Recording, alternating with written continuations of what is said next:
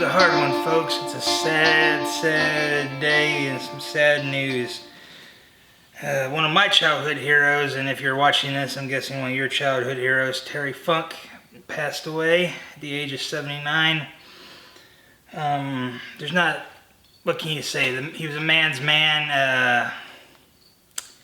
All his feuds, just everything that he did. The fact that he was one of the greatest NWA world champions of all time, along with his older brother, Dory Funk Jr. I believe they were the only brother world champions of all time in pro wrestling. So I just happened to see the news and I decided to do a little tribute. The fact that, again, what can you say? The feuds he had with Ric Flair when he put the bag over him in 88 or 89 and tried to smother him. The feuds he had in Japan with Cactus Jack and Abdullah the Butcher.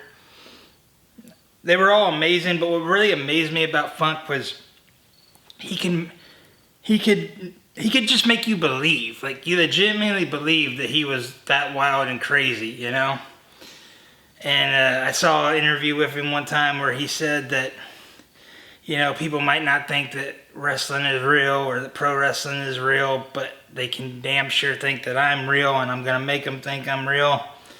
And I just always thought that was an amazing way to go and carry about one's career, So, yeah, it's just sad to hear that he passed on. I know he'd been hurting over the last number of years and that he wasn't doing well.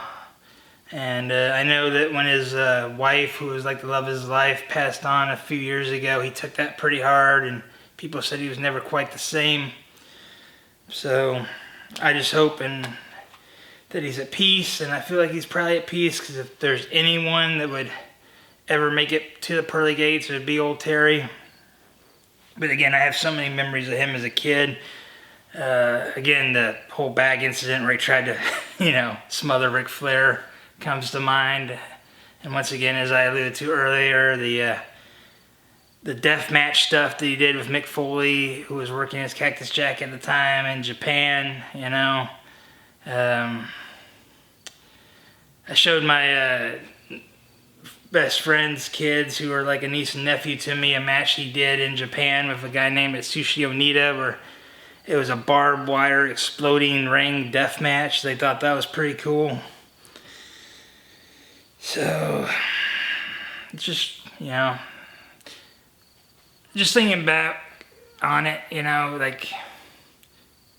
one of the few times I ever saw my late father smile was whenever Terry Funk would come on television, because my dad loved Terry Funk. And so, it just means that, like I said, another piece of my childhood, and I'm sure many of your childhoods, is now gone.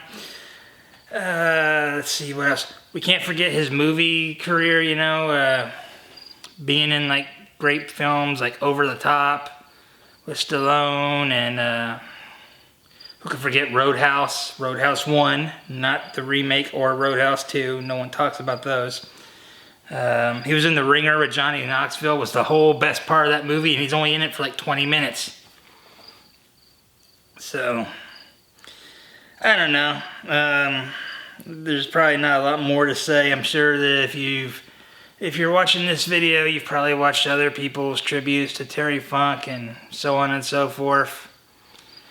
So, all I can say is rest in peace, Mr. Funk, and I hope you're having a good time riding across that great double cross ranch in the sky.